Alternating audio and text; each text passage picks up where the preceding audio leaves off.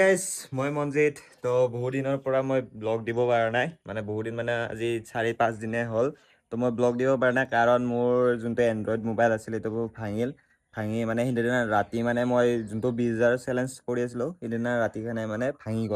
ভাঙি যোৱাৰ পিছত মই আৰু ঘৰত আহিব লগা হ'ল ঘৰত আহি আৰু 5-6 দিনমান মানে এইটো ঘটনা এটা হৈছে বাৰু মোৰ যোনটো ৰিয়েলমি মোবাইলটোৰ পৰা তো এই ঘটনাটো মই ব্লগত ক'ম বাৰু কিন্তু এইকেইদিন ব্লগ নাহিব চাগে ময়ো ঘৰত আহিলোঁ বেমাৰো হৈ আছে তো এয়া মোৰ নতুন বাইকখন আৰু চবে কৈ আছিল ন মোৰ এমটিখন কি হ'ল এমটিখন এই গাইছ ঘৰত আছে পুৰা পৰি আছে এইখন তো ৰেপ কৰিব লাগিব ইটো চাইডৰ ৰেপটো বেয়া হৈ গৈছে মানে পানী পৰি বহুত দিনৰ ৰেপ হয়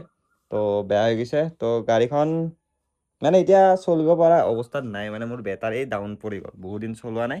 বেটাৰী ডাউন পৰি গ'ল তো নেক্সট ভিডিঅ' আহি আছে গাইজ তো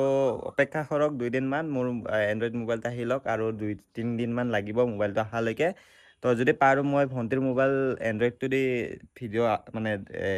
কিবা কৰি কেনে দি আছোঁ মানে থাম্বনেইলটো এডিট কৰিবৰ কাৰণে মোৰ আইফোনত নোৱাৰি তো থাৰ্ড পাৰ্টি এপ নোৱাৰি তো সেইটোৰ কাৰণে মানে ভিডিঅ'বিলাক অহা নাই তো আশা কৰোঁ আপোনালোকে মই আৰু নতুন আহি আছে ভিডিঅ'বোৰ চেলেঞ্জটো আৰু কৰিম বাৰু তো অপেক্ষা কৰক